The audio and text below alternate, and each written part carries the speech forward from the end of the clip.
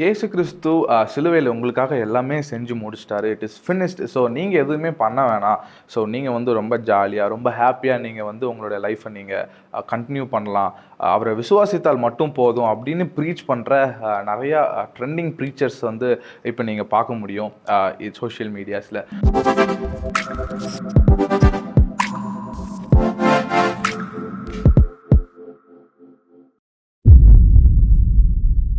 பிப்ளிக்கலாக இது கரெக்டா அப்படின்னு பார்த்தோம்னா இல்லை.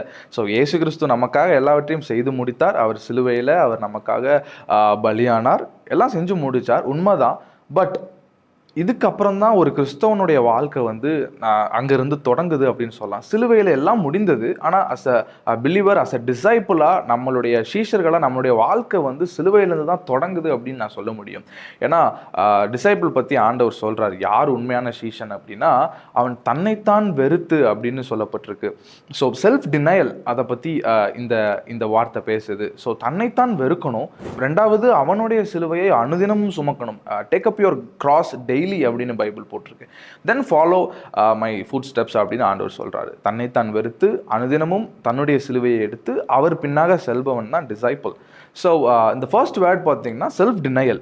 ஸோ செல்ஃப் டினையல் அப்படின்னா தன்னைத்தான் வெறுத்து அப்படின்னு பார்க்கும்போது, அப்போ நான் ஒரு ஒரு ஒரு அஸ் அ கிறிஸ்டியன் நான் வந்து என்ன நான் வெறுக்கணுமா, I have to hate myself அப்படின்னு கேட்டிங்கன்னா இல்லை. ஸோ ஹேட் மை செல்ஃபுக்கும் செல்ஃப் டினையலுக்கும் நிறைய வித்தியாசம் இருக்குது. ஸோ பைபிள் நிறைய இடத்துல சொல்லப்பட்டிருக்கு, நம்மளுடைய பாடி வந்து ரொம்ப இம்பார்ட்டன்ட், நம்ம இதை வந்து மெயின்டைன் பண்ணணும், இதை க்ரூம் பண்ணணும், இது ரொம்ப முக்கியம். ஏன்னா இது வந்து டெம்பிள் ஆஃப் காட் அப்படின்னு நம்ம பார்க்குறோம்.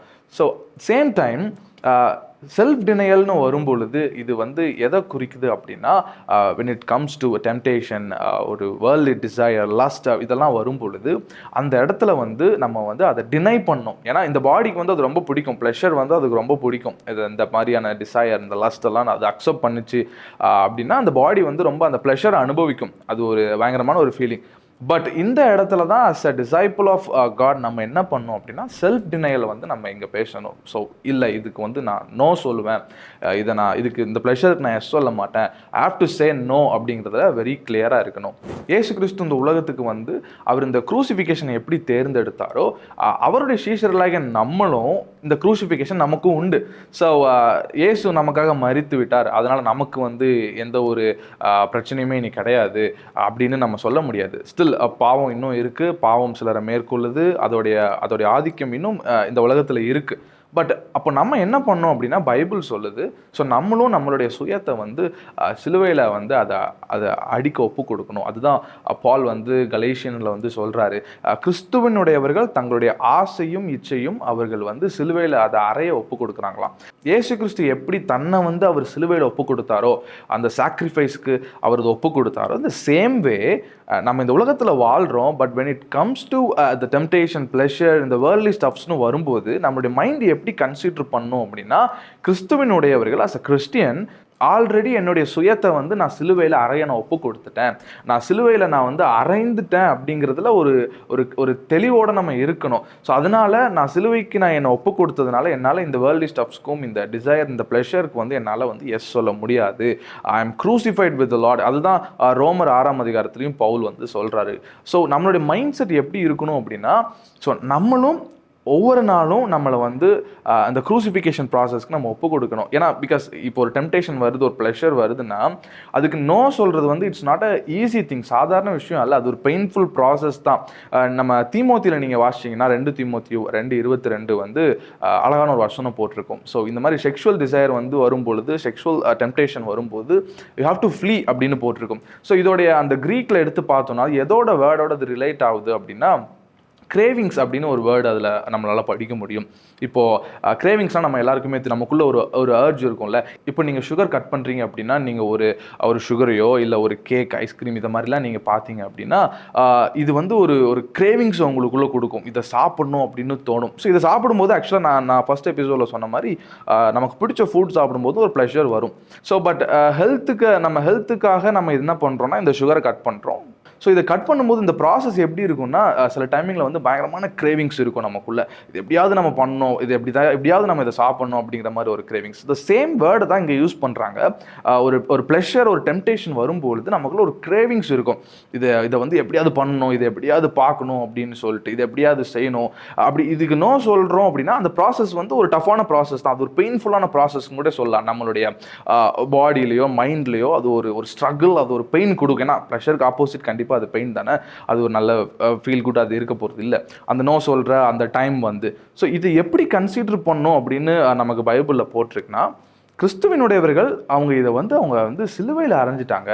ஸோ அவங்க வந்து இதை வந்து சாக்ரிஃபைஸ் பண்ணிட்டாங்க. இந்த மாதிரி டிசையர்ஸ்க்கெல்லாம், இந்த லஸ்ட்டு, இந்த மாதிரி ப்ளஷர்ஸை வந்து அவங்களுடைய மைண்டு எப்படி செட் ஆயிடுச்சுன்னா, நான் இதெல்லாம் ஆண்டவருக்காக நான் இதை சாக்ரிஃபைஸ் பண்ணிட்டேன். பிகாஸ் எனக்கு ஒரு பர்பஸ் இருக்குது, இதில் நான் போகணும் அப்படின்னா. ஸோ இந்த ப்ளஷர்ஸ், இந்த டீவியேஷன்ஸ், இந்த டெம்டேஷன்ஸ், டிஸ்ட்ராக்ஷன்ஸ் எல்லாமே நான் வந்து சிலுவையில் அதை அறைந்ததாக நான் கன்சிடர் பண்ணிட்டேன். இன்னும் சொல்ல போனால் இது எப்படி கன்சிடர் பண்ணாங்கன்னா, இது மரித்ததாக நான் கன்சிடர் பண்ணிட்டேன். இந்த மாதிரி இந்த வேர்ல்ட்லி டிசையர், இந்த மாதிரியான காரியங்கள் எனக்குள்ள மறிச்சிருச்சு. ஏன்னா கிறிஸ்து எனக்குள்ள இருக்கிறார், அது எல்லாமே செத்து போயிருச்சு. செத்து போன ஒருத்தனால திருப்பி எப்படி அதை பார்க்க முடியும், அதை செய்ய முடியும்? ஸோ இது வந்து செத்து போயிருச்சு அப்படின்னு கன்சிடர் பண்ணுறதா நம்ம பைபிளில் நிறைய இடத்துல நம்ம படிக்க முடியும். அப்போ ஒரு ப்ளஷரோ ஒரு டெம்டேஷனோ நமக்கு வந்து நம்மளை அது டெம்டேட் பண்ணுச்சு அப்படின்னா, நம்ம புரிஞ்சுக்க வேண்டிய ஒரு விஷயம் என்ன அப்படின்னா, as a people of God, as a Christian நம்ம சொல்லணும், நான் வந்து இதை வந்து க்ரூசிஃபை பண்ணுறேன். இது வந்து எவ்ரிடே நம்ம இதை பண்ணணும். இது ஒரு நாள் அல்ல. இதை வந்து நம்ம மறந்துடக்கூடாது. ஒவ்வொரு நாள் நம்ம அதை ரிமைண்ட் பண்ணணும். இல்லை, நான் வந்து என்னுடைய டிசையர், என்னுடைய லஸ்ட், இது எல்லாமே நான் வந்து சிலுவையில் அறைய நான் ஒப்பு கொடுத்துருக்கிறேன். நான் கிறிஸ்துவினுடையவன். எப்படி இயேசு தன்னை அவர் சிலுவையில் ஒப்பு கொடுத்தாரோ, அவரை பின்பற்றுகிற நம்ம, அவருடைய டிசைபிள் ஆகிய நம்மளும் ஒவ்வொரு நாளும் இந்த க்ரூசிஃபிகேஷன் ப்ராசஸ்க்கு நம்ம ஒப்பு கொடுக்கணும். இந்த ஆசை இச்சைகள் எல்லாம் இல்லை, நான் சிலுவையில் அடிக்கிறேன், இதை வந்து எனக்கு வேணாம் அப்படின்ட்டு நம்ம வந்து கான்சியஸாக இதை நம்ம பண்ணணும். ஒவ்வொரு நாளும் இதை எடுத்து நம்ம வந்து சொல்லணும். இது ஒரு விஷயம். ரெண்டாவது, நான் சொன்ன மாதிரி அந்த செல்ஃப் டினையல். ஒவ்வொரு நாளும் நம்ம டினை பண்ணணும் இந்த விஷயத்தை. ஸோ இதில் நம்ம ஃபோக்கஸாக இல்லாமல் மைண்ட்ஃபுல்லாக இல்லை அப்படின்னா, இந்த ப்ளஷரும், இந்த டெம்டேஷன், இந்த லஸ்ட், இது எல்லாமே ஈஸியாக நம்மளை வந்து ஓவர் கம் பண்ணிடும். ஸோ அப்போது ஒவ்வொரு நாளும் நம்ம வந்து இந்த டிசையர், இந்த லஸ்ட்ஃபுல் காரியங்களுக்கு வந்து நம்ம வந்து நோ சொல்லணும். அது நமக்கு டினை பண்ணணும். ரெண்டாவது, நமக்கு சொல்லப்பட்ட வார்த்தை அனுதினமும் நம்மளுடைய சிலுவையை, விச் மீன்ஸ் நமக்கு எவ்ரிடே இந்த கிறிஸ்டியன் லைஃப்ங்கிறது எவ்ரிடே அதில் ஸ்ட்ரகிள்ஸ் இருக்கும், சேலஞ்சஸ் இருக்கும். ஸோ கிறிஸ்டியன் லைஃப்பில் வந்து ரொம்ப ஸ்மூத்தான ஒரு லைஃப் வந்து எல்லாமே ஆண்டவர் பார்த்துப்பார், நீங்கள் விசுவாசிச்சா போதும் அப்படின்னு சொன்னாங்கன்னா தட்ஸ் நாட் ட்ரூ. உண்மையான விஷயம் என்ன அப்படின்னா, everyday it's a battle ground. இது இங்கே ஸ்ட்ரகிள் இருக்கும், இங்கே சேலஞ்சஸ் இருக்கும். பட் குட் நியூஸ் என்ன அப்படின்னா, நம்மளால் ஓவர் கம் பண்ண முடியும். ஆண்டவர் நமக்கு கிருபை கொடுத்துருக்கிறாரு. பட் நமக்கு கொடுக்கப்பட்ட அந்த ஸ்ட்ரகிள்ஸ், விச் மீன்ஸ் அந்த கிராஸை வந்து டெய்லியும் நம்ம சுமக்கணும். பைபிள் அழகாக போட்டிருக்கு, daily we have to carry our cross. அதுக்கப்புறம் நம்ம ஆண்டவர் நமக்கு சொல்லி கொடுத்த அந்த கைட்லைன்ஸ் படி, அந்த ஃபுட் ஸ்டெப்பை நம்ம அவருடைய அடிச்சுவடுகளை நம்ம ஃபாலோ பண்ணணும் அப்படிங்கிறது தான். இந்த விஷயங்கள் எல்லாமே தெரிஞ்சிருந்தும் சம்டைம்ஸ் வந்து ஒரு ப்ளஷர் ட்ராப்லையோ ஒரு டெம்டேஷனில் நான் வந்து விழுந்துடுறேன் அப்படின்னு நம்ம சில நேரம் நம்மளால் சொல்ல முடியும். ஸோ நெக்ஸ்ட் எபிசோடில் இந்த ப்ளஷருக்கு நோ சொல்கிறது, இந்த டெம்டேஷன் நம்ம அவாய்ட் பண்ணுறதுக்கு வேறு எதுவும் இன்னும் ப்ராக்டிக்கலான ஸ்டெப்ஸ் இருக்கா அப்படின்னு சொல்லிட்டு நான் நெக்ஸ்ட் எபிசோடில் உங்கள் கூட பேசுகிறேன். தேங்க்ஸ் ஃபார் வாட்சிங். God bless you.